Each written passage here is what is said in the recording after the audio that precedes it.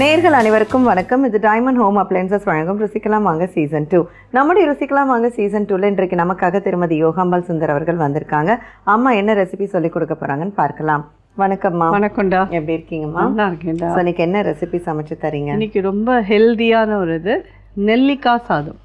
முழு நெல்லிக்காய் இருக்கு இல்லையா, அதை வச்சு நம்ம இன்னைக்கு ரைஸை நான் இதில் கார்லிக் யூஸ் பண்ணல, தேவைப்பட்டவா கார்லிக் யூஸ் பண்ணிக்கோங்க. சரிம்மா. அதுதான்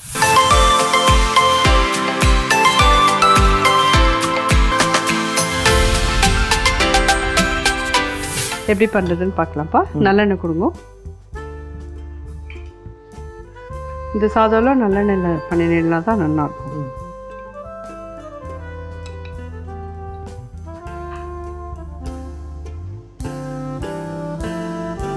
கடுகு,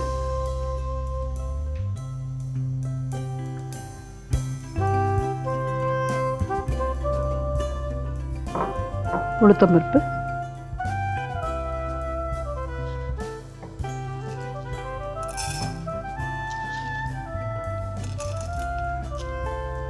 கடலைப்பருப்பு,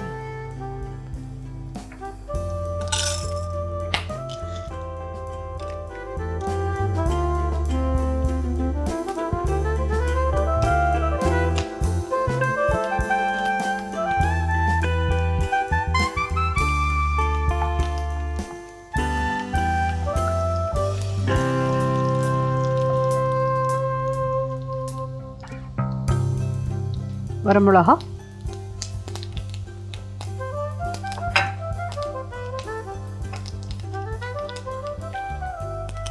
ரெண்டு வரமிளகா போட்டிருக்கேன்.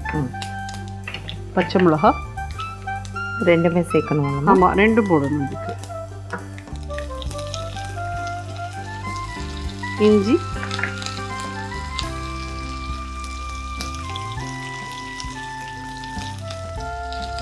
பெருங்காயம்,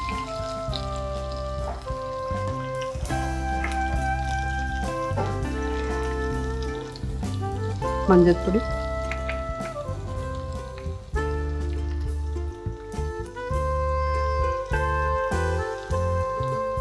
கருவேப்பிலை.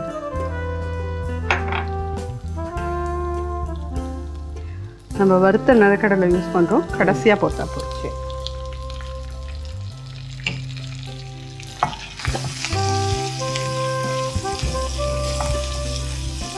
நிலக்கடலை,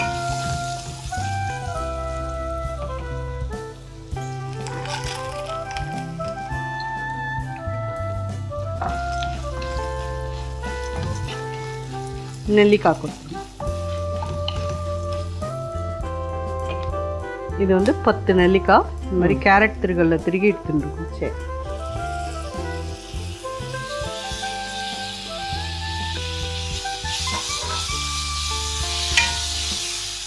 இது ஃபாஸ்ட்டாக அடுப்பை வச்சுட்டு கிளறிடுங்க. ஸ்லோவாக வச்சுக்கோண்டா, நல்லா ஃபாஸ்ட்டாக வச்சுட்டு பண்ணி. ஏன்னா இந்த நெல்லிக்காய் கொஞ்சம் க்ரன்ச்சியாக இருந்தால் தான் நல்லாயிருக்கும். ரெண்டாவது விஷயம், இது சாப்பிட்டுட்டு நல்லா ஒரு தண்ணியும் பக்கத்தில் வச்சு குடிச்சிட்டு சாப்பிட்டு தண்ணி அப்படியே கல்கண்டு போட்ட மாதிரி இருக்கும்.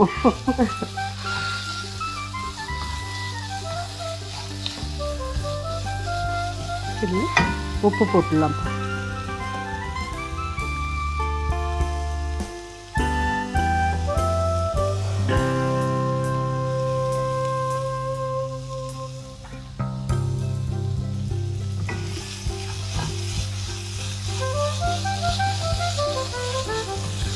அடுப்பு பெருசாகவே தான் இருக்குது.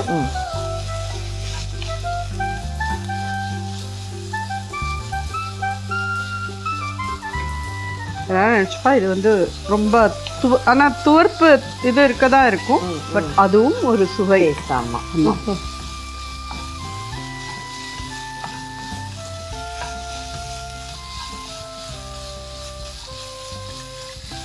பஸ் ஒரு 3-4 நிமிஷம் வதக்கினாலே போகிறோம். அடுப்பை பெருசாக வச்சுருந்து பச்சரிசி சாதம் நல்லா உதிரி உதிரியாக வெடித்து வச்சுருக்கோம், அது இதில் ஆட் பண்ணிக்கலாம்.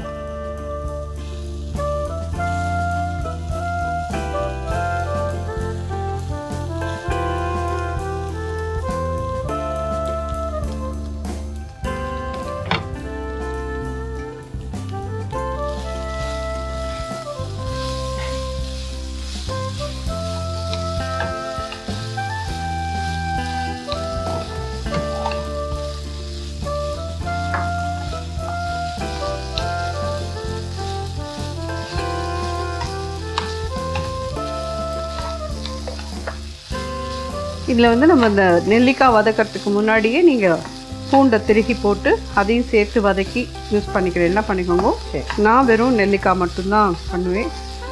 நான் நிறைய பேருக்கு பூண்டு வெங்காயம் எல்லாம் சாப்பிட பிடிக்காது. இதில் பச்சையாக ஒரு ஸ்பூன் நல்லெண்ணெய் விடலாம்ப்பா.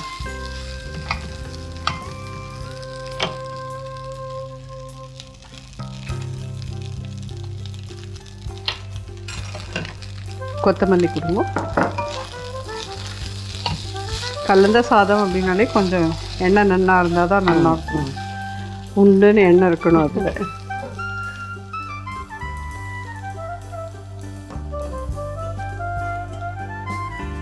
ஜோராக நெல்லிக்காய் சாதம் தயாராக. உப்பெல்லாம் சாப்பிட்டு பார்த்துட்டு தேவைப்பட்டவா இன்னும் கொஞ்சம் ஆட் பண்ணிக்கோங்க. இல்லை போகிறோன்னா இது விட்டுருவோம்.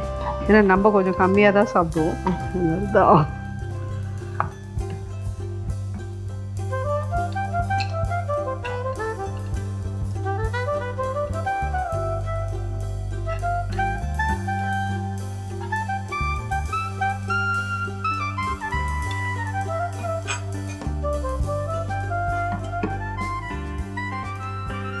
நெல்லிக்காய் சாதம் சாப்பிட்டுமா.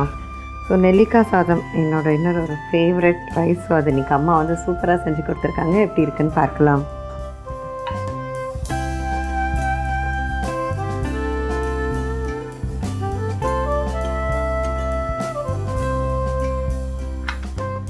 கிளாஸாக இருக்குமா?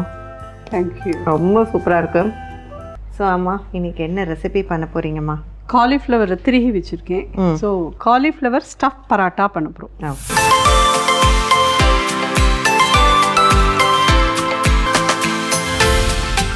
இந்த குளிர் நாளில் காலிஃப்ளவர்லாம் நல்லா ஜோராக கிடைக்கும். இப்போ பண்ணிக்க முடியும். ஸோ அடுப்பில் வந்து 2 ஸ்பூன் எண்ணெய் விட்டுருக்கேன். கடுகு கொடுக்கும்.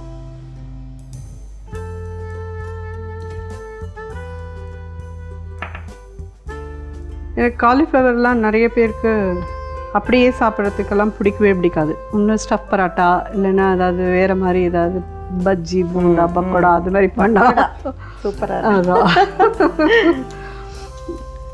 கடுகு வெடிக்கிறதுப்பா. காலிஃப்ளவர் கொடுத்துருங்க.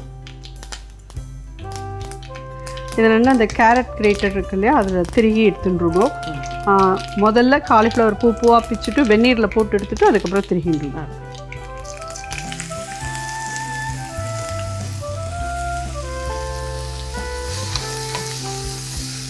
இதுக்கு மஞ்சப்பொடி,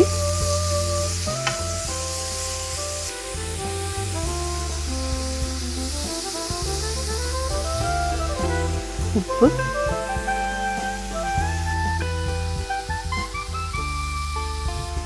காரப்பொடி,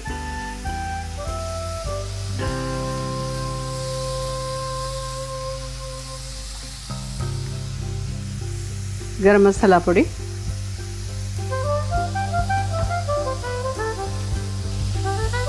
மசாலாவோட இருக்கனால அப்படியே சாப்பிடலாம். ஆமாம், ஆம்ச்சூர் பொடி,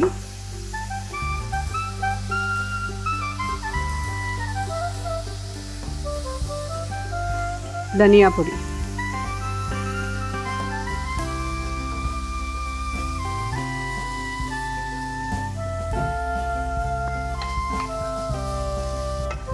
இது ரெண்டா அந்த மாதிரி தண்ணியெலாம் வற்றி வதங்கினதுக்கப்புறம் கொத்தமல்லி போட்டுடலாம்ப்பா.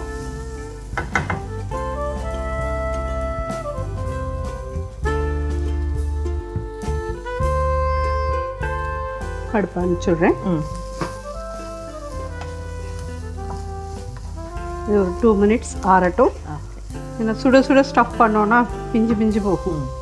இல்லை ஆறுனா தான் அது ஸ்டஃப் பண்ண வரும். ஆறட்டும்ப்பா. காலிஃப்ளவர் ஸ்டஃபிங் பராத்தா செய்கிறாங்க அம்மா. ஸோ ஆல்ரெடி வந்து மாவு வந்து நல்லா பிசைஞ்சு வச்சுருக்காங்க. அண்ட் காலிஃப்ளவர் ஸ்டஃபிங்க்கு மசாலாவோட வதக்கி ஆற வச்சுருக்காங்க. நிறைய தடவை நம்ம சப்பாத்தி மாவு பிசையறதுக்கு சொல்லியிருக்கோம். வெந்நீர், பால் அதெல்லாம் எதுவுமே வேண்டாம். நார்மல் தண்ணி விட்டு கொஞ்சம் உப்பு போட்டு பிசைஞ்சு வச்சதுனால ஜம்முன்னு வரும். ஓகே.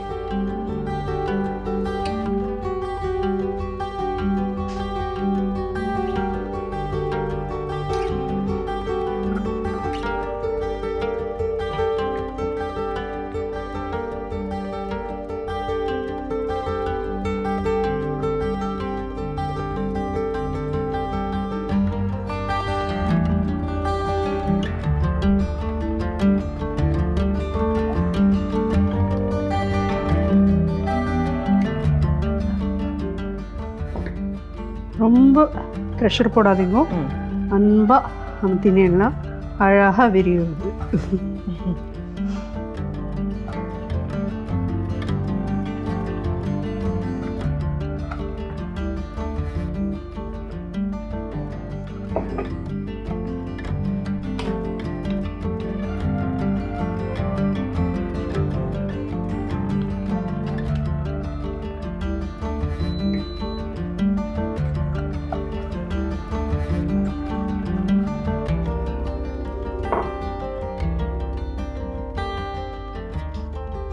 அதே மாதிரி சப்பாத்தியை வந்து நீங்கள் திருப்பி போட்டதில்ல வடக்குன்னு ஆகிடும்.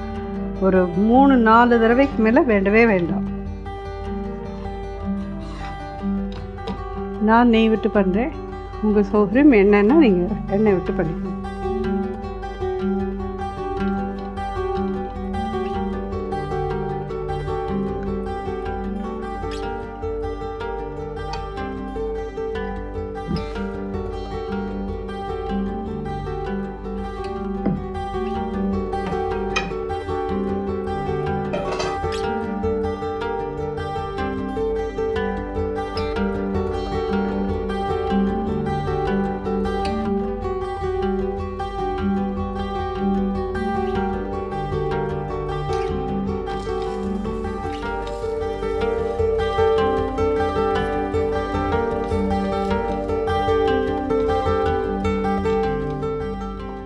இந்த சைடு போனால் எண்ணெய் விட்டுக்கலாம்.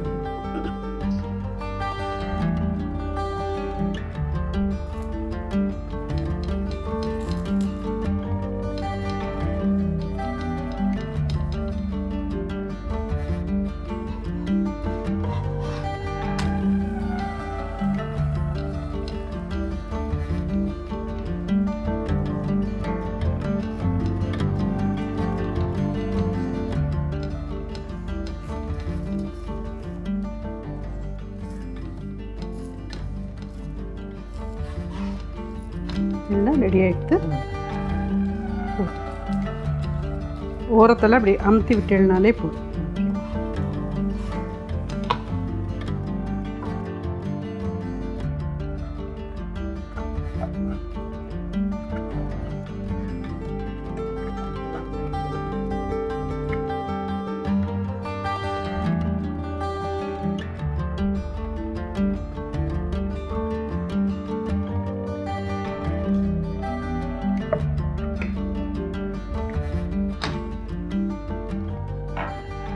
இந்த காலிஃப்ளவர் ஸ்டஃப் பரோட்டா சாப்பிட்டு பார்ப்போம். தேங்க்யூம்மா.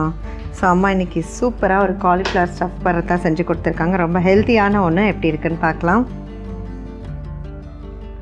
So soft. நிறைய பேர் மாவு பசையும் போது குத்துவாங்க, அடிப்பாங்க.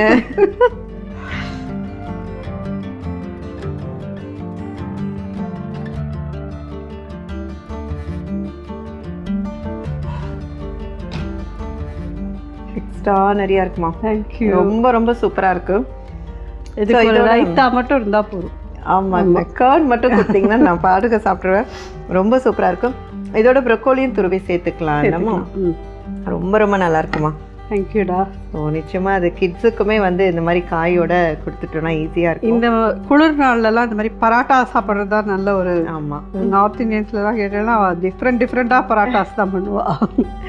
சூப்பர். ஸோ இன்றைக்கி இந்த ரெசிபி அட்டகாசமாக இருந்தது. தேங்க்யூம்மா. தேங்க்யூடா. ஓகே வியூவர்ஸ், அம்மா இன்னைக்கு சூப்பரான ஒரு ரெசிபி சொல்லி கொடுத்தாங்க. கட்டாயம் நீங்கள் ட்ரை பண்ணி பாருங்கள். மீண்டும் அடுத்த நிகழ்ச்சியில் உங்கள் அனைவரையும் சந்திக்கிறோம். இது டைமண்ட் ஹோம் அப்ளையன்சஸ் வழங்கும் ருசிக்கலாம் வாங்க சீசன் 2. நன்றி, வணக்கம்.